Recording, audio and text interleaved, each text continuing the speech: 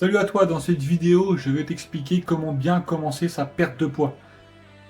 Donc bien sûr, si tu fais partie de ces personnes qui se disent écoute, perdre du poids, c'est pas compliqué, j'ai juste à manger de la salade à chaque repas, j'ai quand même envie de te donner quelques petits conseils, d'accord?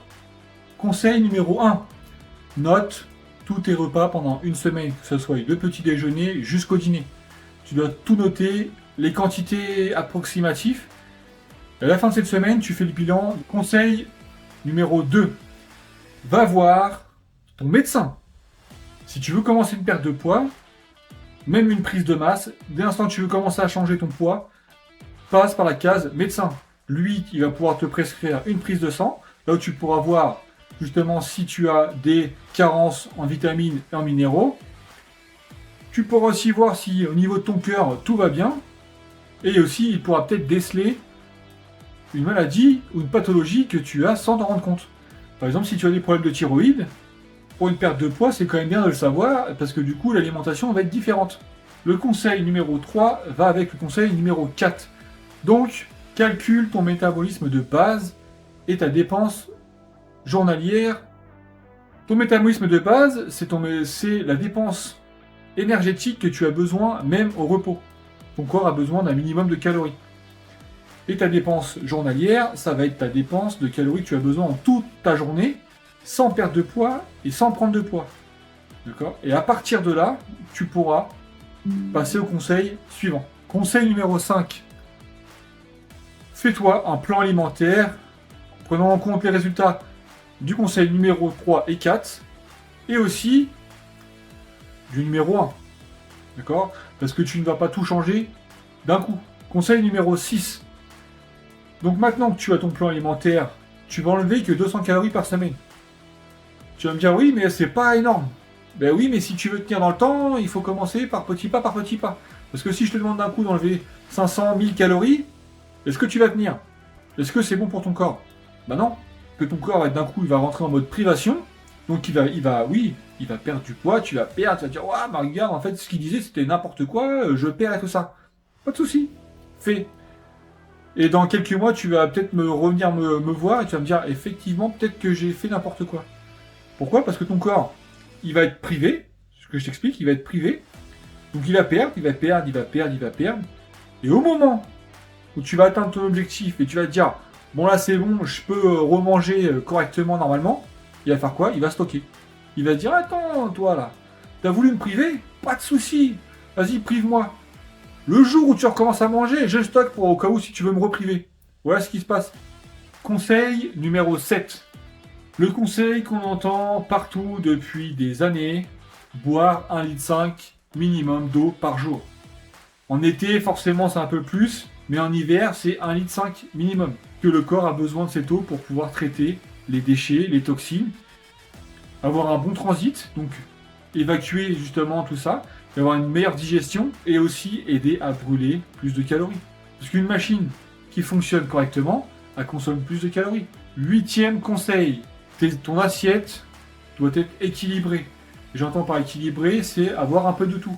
Donc une portion de glucides, une portion de lipides, une portion de protéines et des fibres. Donc on va répartir ça dans l'assiette. On va faire moitié légumes, un quart glucides, un quart protéines, une petite cuillère par exemple d'huile d'olive ou de colza par-dessus, et voilà. Donc les glucides ils vont te servir à produire de l'énergie pour toute ta journée, les lipides importants pour le bon fonctionnement de ton système hormonal, les protéines ça va servir à la reconstruction des cellules endommagées pendant ta séance de sport, pendant ton travail, et les fibres elles vont participer à absorber les mauvaises graisses, à limiter les montées de glycémie et à améliorer ton transit. 9e et avant-dernier conseil. Je pense que tu t'en doutais depuis le départ, que ça allait sortir. Fais une putain d'activité physique, quelle qu'elle soit, d'accord? Que ce soit de la marche à pied, de la natation, du vélo, va courir, fais de la musculation, va jardiner, de la pétanque, mais bouge. Notre corps est fait pour bouger, d'accord? On n'est pas fait pour rester dans un putain de canapé à longueur de temps. Notre corps est fait pour bouger. Donc, Et en plus de ça, bouger, tu vas te sentir bien. Tu vas te sentir bien mentalement, tu vas transpirer, tu vas être fier de toi. Tu vas dire, attends, ça, j'y arrivais pas il y a une semaine, il y a un an. Voilà, tu t'es amélioré, tu vas prendre confiance en toi. Tout ça, ça va t'aider. D'accord? Donc, fais quelque chose, bouge. Et en plus de ça, tu brûles des calories. Donc, ça va encore aider.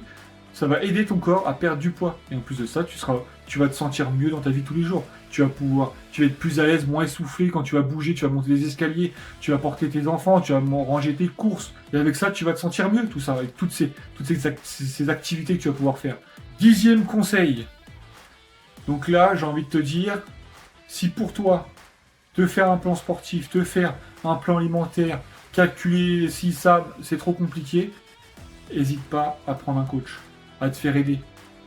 Moi, par exemple, j'ai pas de compétences en maçonnerie, en électricité. Si j'ai besoin, je contacte une personne qui va pouvoir, elle, m'apporter son savoir-faire. Et peut-être que je vais peut-être lui demander des conseils aussi en même temps. Peut-être que je vais apprendre avec cette personne en même temps. Parce que le but d'un coach, en tout cas moi je fonctionne comme ça, c'est d'apprendre à mes clients à gérer leur alimentation. C'est-à-dire que j'étais en coaching pendant peut-être plusieurs semaines, plusieurs mois, ça dépend du point de départ, mais qu'à la fin, ces personnes-là sont capables de faire leur propre plan alimentaire. Parce qu'ils ont trouvé leur point de départ, on l'a trouvé ensemble, on a trouvé ce qui leur convenait, ce qui leur convenait pas. Alors oui, ça coûte de l'argent, mais c'est comme tout. Quand tu vas au supermarché, rien n'est gratuit. D'accord?